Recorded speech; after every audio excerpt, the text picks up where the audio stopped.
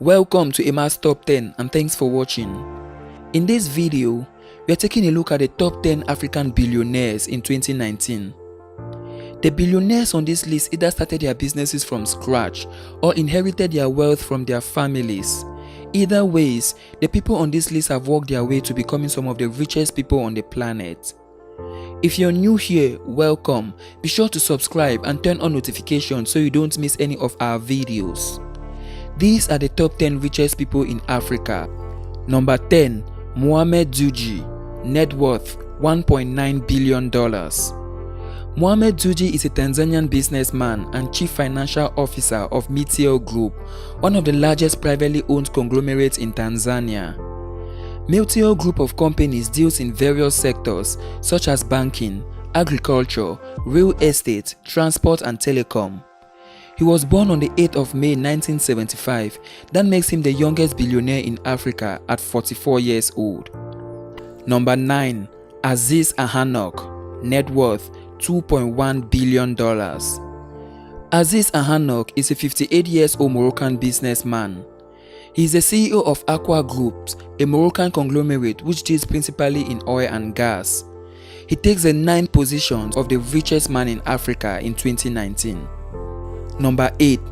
There are 5 people with the same net worth at the 8th position, the first of which being Kors Becker with a net worth of $2.3 billion. Kors Becker is a 66-year-old South African businessman. He is the chairman of Naspers Media Group, which operates in more than 100 countries. He makes his money from investment and media. The second on the list is Isabel dos Santos with a net worth of $2.3 billion. Isabel dos Santos is the daughter of the former president of Angola, Eduardo dos Santos. The 46-year-old businesswoman makes her money from telecom, media and the energy industry. Isabel dos Santos is also the richest woman in Africa. The next on the list is Mohamed Mansour with a net worth of $2.3 billion. Mohamed Mansour is an Egyptian businessman who inherited his father's business, Mansour Group, one of the biggest conglomerates in Egypt. He was a former minister of transport in Egypt till 2009 when he had an accident and resigned. The next on the list is Strive Masiyiwa with a net worth of $2.3 billion. Strive Masiyiwa is a 58-year-old Zimbabwean businessman who makes his wealth from telecom. The last person at the 8th position is Patrice Motsepe with a net worth of $2.3 billion. Patrice Motsepe is a 57-year-old South African businessman who makes his wealth from mining. Number 7. Nanguib Sawiris, net worth $2.9 billion. Nanguib Sawiris is a 64-year-old Egyptian businessman who makes his wealth from telecommunications and media. He is also a shareholder in some of the biggest telecom companies in Russia and North Korea. Number 6. Isat Rebrab, net worth $3.7 billion. Isat Rebrab is an Algerian business billionaire. He is the founder and CEO of Servital, which happens to be Algeria's biggest privately held company.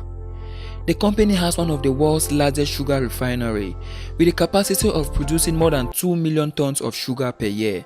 Number 5. Johan Rupert, net worth $5.3 billion. Johan Rupert is a 69-year-old South African businessman. He is the president of a Swiss-based luxury goods outfit that controls luxury brands such as Chloé, Cartier and Montblanc. Number 4. Nassef Sawiris, net worth $6.3 billion. Nassef Sawiris is the younger brother to the 7th richest person in Africa, Nanguib Sawiris. He inherited Oracom Construction Industries from his father and made it a billion-dollar company. He is also the executive chairman of Aston Villa Football Club. Number 3. Nicky Oppenheimer, net worth $7.3 billion. Nicky Oppenheimer is currently the richest man in South Africa. He makes his wealth from diamonds, and part of his wealth is said to have been inherited from his family. Number 2. Mike Adenoga, net worth $9.2 billion. Mike Adenoga is the second richest man in Nigeria, as well as the second richest man in Africa.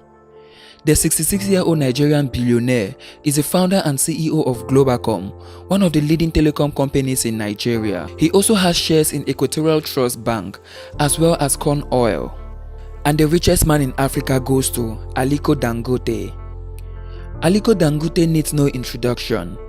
He is the richest man in Nigeria and the richest man in Africa, a position he has been holding for more than 4 years. Aliko started his business ventures more than 3 decades ago and has grown his business, Dangote Group, to becoming one of the most powerful conglomerates in Africa. The Dangote Group is one of the richest and most successful conglomerates in Africa, dealing in several sectors such as cement, sugar, flour, and other household goods.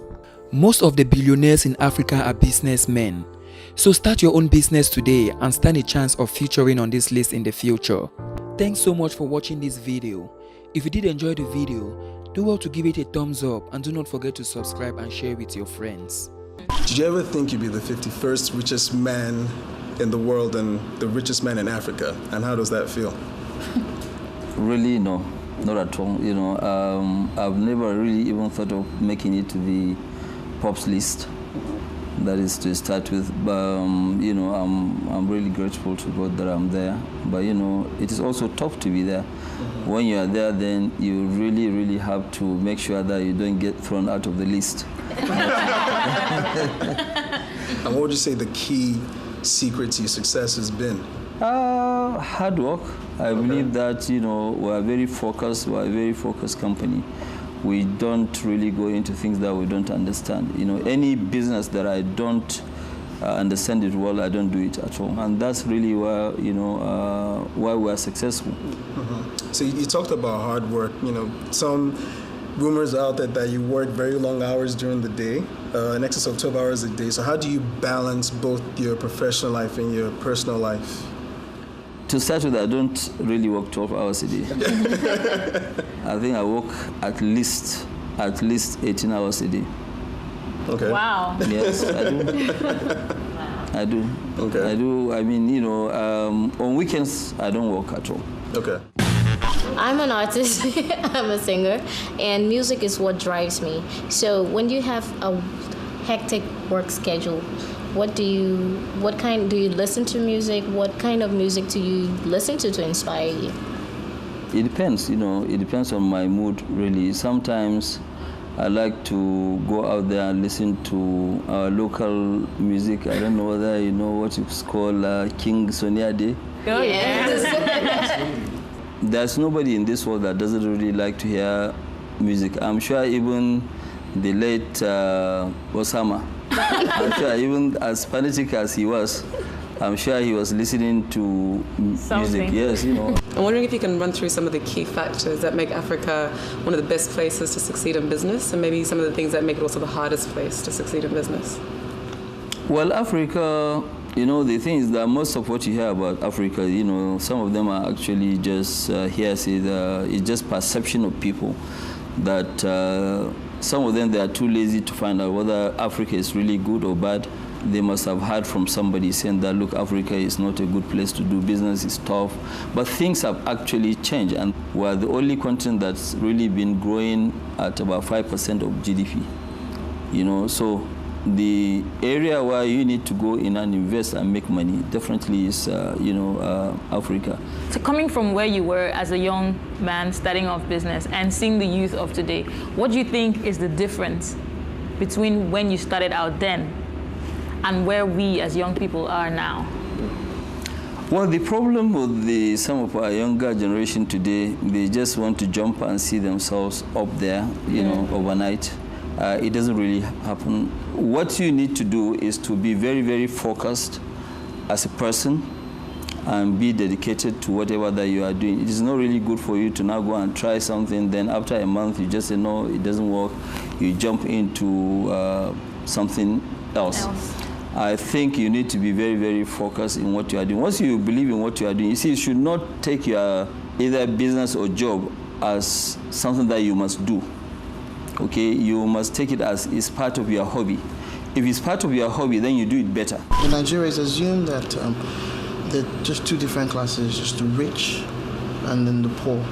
Now, is this because of privatization or corruption, or why is this? And if this is, what can the government or people like you do to build that middle class? In Nigeria, I think, yes, corruption maybe was actually part of it for not creating that middle class. But if you look at it, power alone can create a lot of middle class in Nigeria. Power, by us just having power. So if the government fixes power in the next 1 or 2 years, you see quite a lot of people coming from the poor segment to that middle class segment. You know, there was a study by, I don't know whether it was Goldman Sachs, by one of the firms, saying that if Nigeria can have 1 additional hour of power, our GDP will grow to 9%. The potentials here, they are enormous.